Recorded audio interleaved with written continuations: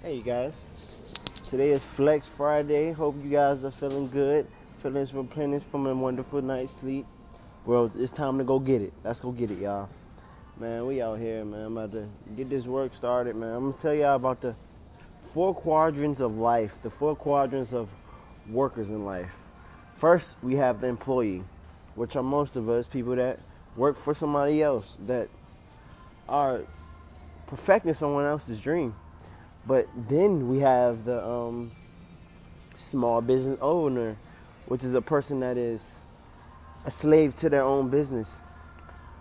People make money being a small business owner, but you got to think about when you stop working, your business stops.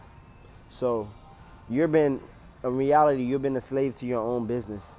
Just like you've been a slave as an employee working for somebody else. But sometimes you can use that as a setup to get to where you want to go.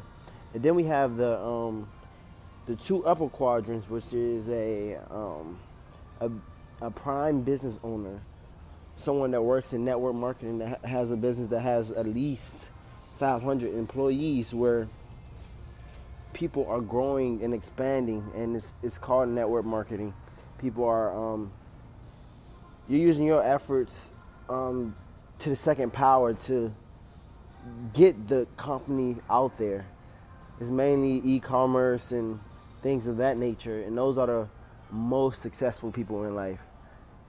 And you have another quadrant which is highly beneficial, where people go when you already have money, which is the investors quadrant.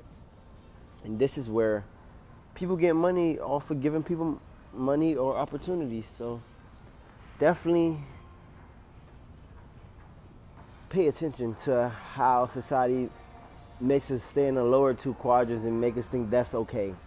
Even though you're a small business owner, you've been a slave to your own business. When your efforts stop, the business stops.